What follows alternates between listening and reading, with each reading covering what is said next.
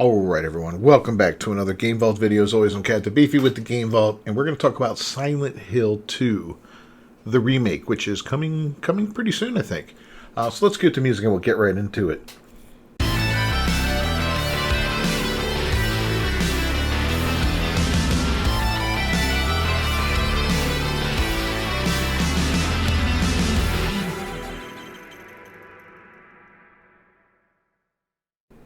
Alright, well, Bloober Team CEO asks gamers to give Silent Hill 2 Remake a chance after publisher confirmed it was designed for modern audiences. If you recall, a couple months back we talked about this, how the art has changed, and to certain things they've done, they consulted with a team much like Sweet Baby Inc. or Black Gamer Girls. I don't remember what the name of this one.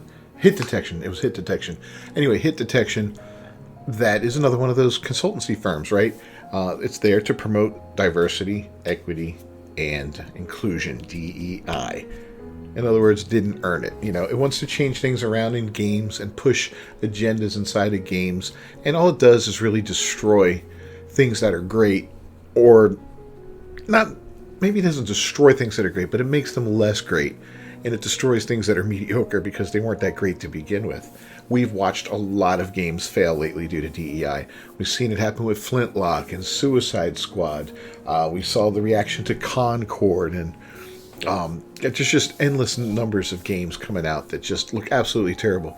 Assassin's Creed, what they're doing with Yasuke and feudal Japan is idiotic.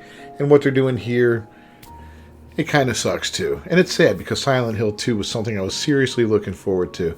Now, this game won't flop like Flintlock.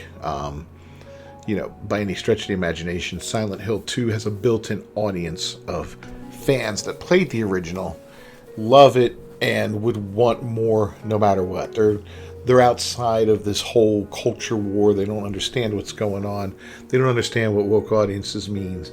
They'll play and they'll enjoy it to some degree, but there's going to be a certain hollowness to it. They're not going to be able to put their finger on it because they're pretty subtle sometimes with what they do, and other times it's like really, really in your face.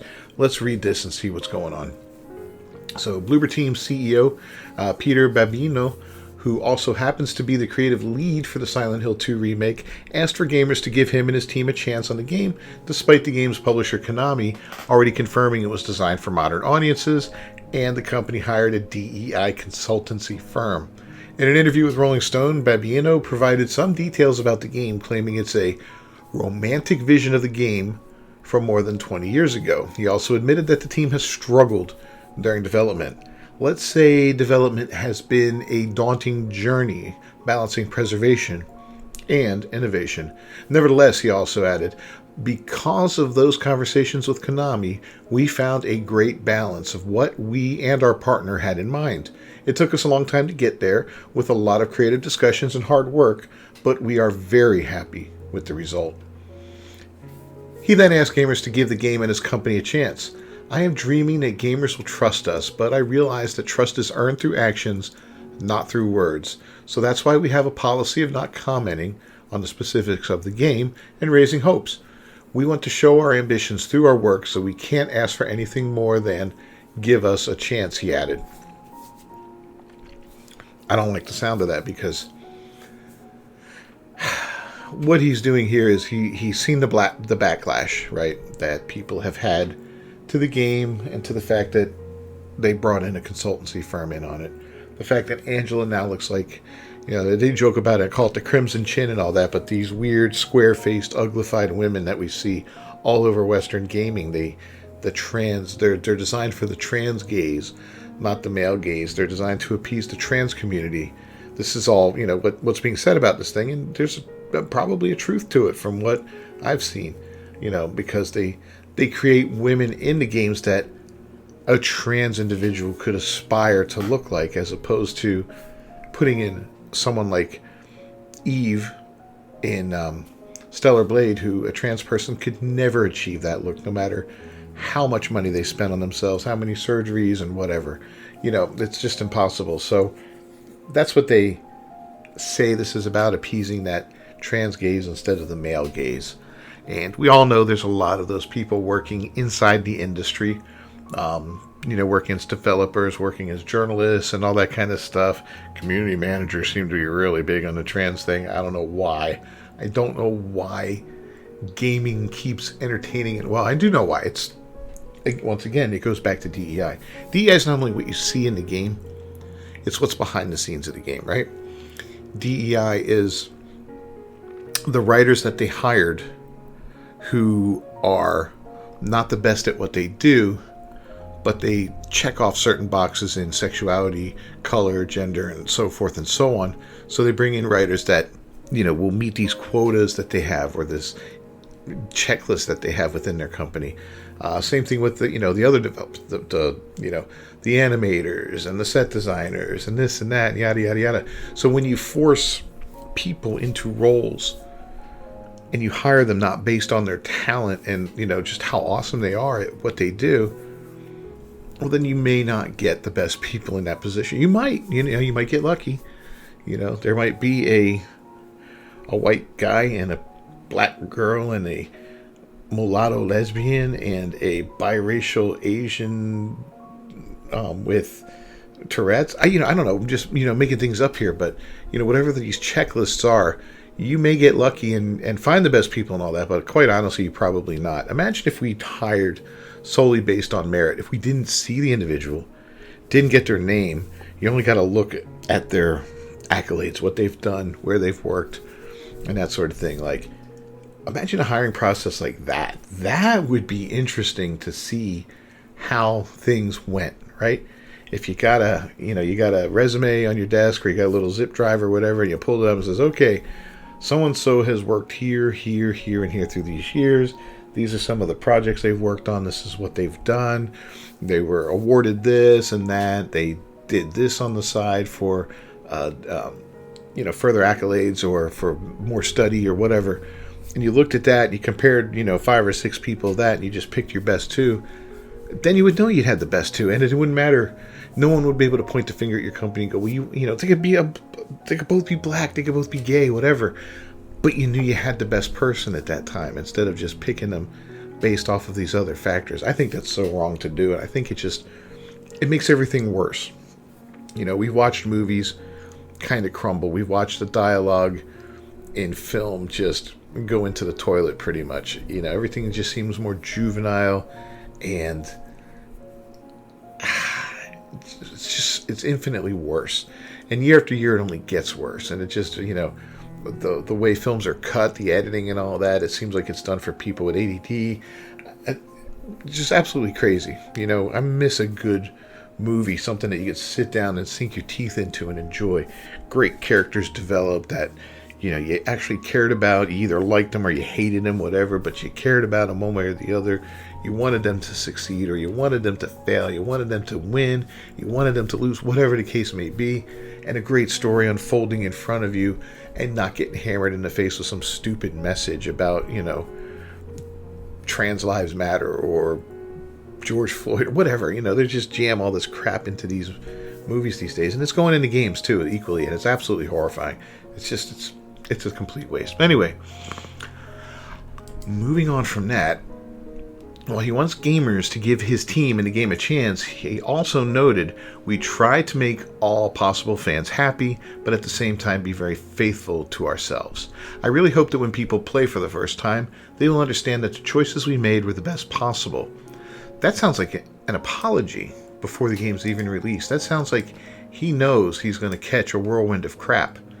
And, he's trying to soften that blow before it comes and say, hey guys, don't be so hard. We did the best we could. Yeah, there's no award for doing the best you can. There's an award for being great and giving us something great. This is a game that deserves the best of the best working on it. Okay? This is a game that deserves to be brought back to life, polished up, cleaned up, and redone in a way that's faithful to the original, and it doesn't need to be modernized. It doesn't need to be softened up here or softened up, changed there. It's just, the modern audience doesn't exist. And I think we've seen that time and time again with every game that fails, from Suicide Squad, which I believe is not even cracking 200 players a day right now, or if it is, it's barely peaking over that. I mean, Forspoken from a year ago for that piece of trash. Oh my god. All these woke games are just failing left and right, and it's a constant thing. And I'd hate to see Silent Hill 2, this classic game that everyone loved, fall into the same category because some executives thought it would be smart of them to hire this company because everybody else was doing it. Everybody's talking about it. And instead of being an innovator, you're a follower in this industry. It seems like no one wants to innovate anymore. No one wants to be a leader. They just want to chase trends. And when you chase trends, you just release inferior things. And the return you get on it, you get diminishing returns on stuff. It's absolutely horrible. So the article states it's unlikely this will convince gamers and appears to be more confirmation that this game is being wokeified. The game's publisher Konami had previously confirmed the game was being adapted for modern audiences. The company posted on X, "See how Bloober team devs worked on Silent Hill 2, preserved authenticity while adapting a horror classic for modern audiences." And you can watch this here. I'm going to go ahead and link, of course, to the article down below so you can go ahead and watch this if you want. Read the whole article to yourself. But in the accompanying video, the game's lead producer, Masij Glom, detailed, "I think the biggest change we've had was actually how to make the game approachable for newcomers who have not played the original, but at the same time to retain the familiarity of the game that players remember from 20 years ago." Creative designer and lead director Matsus Leonard added, "Our goal from the very beginning was to maintain the game's atmosphere while modernizing the gameplay to make it competitive in 2024. Barbara Kuick, Bloober Team's senior narrative designer, also explained how the company changed the story. Why would you do that? In the remake, the story remains largely the same. However, with the magic of modern technology, we're able to expand on some of its aspects. Senior combat designer Monica Churma added, "The hardest was designing combat. We wanted to be as faithful as possible to the original game, but also want players to feel satisfaction while playing. Remember that we need to fit in the horror genre." So, last year, it was Dead Space came out, right? The remake of Dead Space. And there were changes in there. Nicole was older than she was in the original. Just some minor things like that. Isaac had a voice, which he didn't have in the original. He had it in number 2 and number 3. He didn't have it in the original. And they used the same voice actor from the original series, which was kind of cool. And he modeled the face after him, right? Which was kind of neat because it was definitely a different look to him. Didn't sit well with some people, but for the most part, I think it did all right. The game rocked. I loved it. They did expand the story quite a bit with some side quests and all that. Not a huge amount, but there were some minor changes and all that. And but one of the biggest things was that Nicole, right, that really upset people. But I think in the case of Dead Space, that character design change was fitting because we modeled Isaac after the actor who's now a lot older than he was when he did the originals. Why would they gave him a woman that's a doctor on the ship, as his girlfriend, an appropriate age to look like they were a couple, and it made sense. So sometimes that stuff works. I get it, but people were mad about that one. That one didn't bother me at all. Anyway, let's get back to this. This confirmation that the game was being adapted for modern audiences came in the wake of Bloober Team being accused of pushing the DEI agenda by collaborating with a video game consultancy company called Hit Detection. After the game was showcased during a Sony State of Play video at the end of May, ex-user Manga Lawyer pointed out that the change in character designs for Angela from the original to the remake, he wrote, "In my restless dreams I see that town, Silent Hill 2, Modern Cheeseburger Remake. You promised me you'd take me there again someday with a side of fries and a milkshake. But that day never came." The Crimson Chin. And here we are. Here's the original Angela. Here's the modern Angela. This is a step backwards. I'm sorry. It doesn't even look like a finished product. Based on what can be done in modern games and the amount of detail that can go into a character's face, this doesn't look finished. This looks like, I don't know, it's half-assed, If this is what comes out in the final release, and not just in her look, but just how sloppy and unfinished it looks, why would they even bother doing the game? Why not just take it and do a remaster or whatever instead of a full-on remake? Gross. Anyway, not only was the character design being lampooned, but so was the voice acting. Ex-user really username wrote, "Please tell me I'm not the only one who genuinely thinks that the voice acting is way worse now in Silent Hill 2 Remake, especially for Angela. Here's some comparisons." And I encourage you to listen to these, because there is quite a difference there. The original Angela, yeah, she was no Oscar winner, okay? But this new one, yeah, it's way, way worse. And you'll hear it when you hear it. The femininity is gone from the voice. She just sounds kind of like a very... like it's Pat. Remember, it's Pat from Saturday Night Live. No one knew if it was a woman or a man. That's the vibe you're getting from this. I mean, not in that goofy manner, but just that's the vibe this character's giving off. As for why the character of Angela was redesigned from the original game, manga lore speculates it's due to the influence of the game consultancy Hit Detection.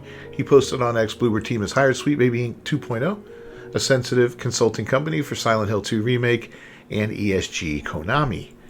Ever wonder why Maria looks so sanitized? Not spoiling the game, but it's over, bros. Pack your things.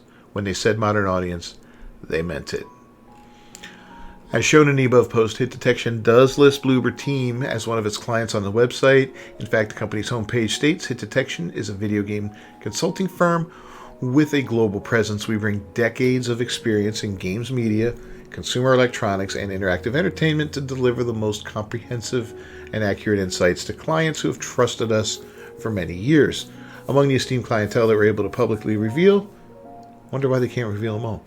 We have provided services to the likes of Bloober Team, Remedy, and Sega.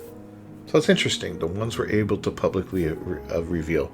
I guarantee you no company is going to want their name listed on these websites anymore. They're going to be like, no, I'm cool, Whatever you think about DEI in games, and whether you think it's some boogeyman that people like me are just elevating into something that it's not, I don't really care what you think.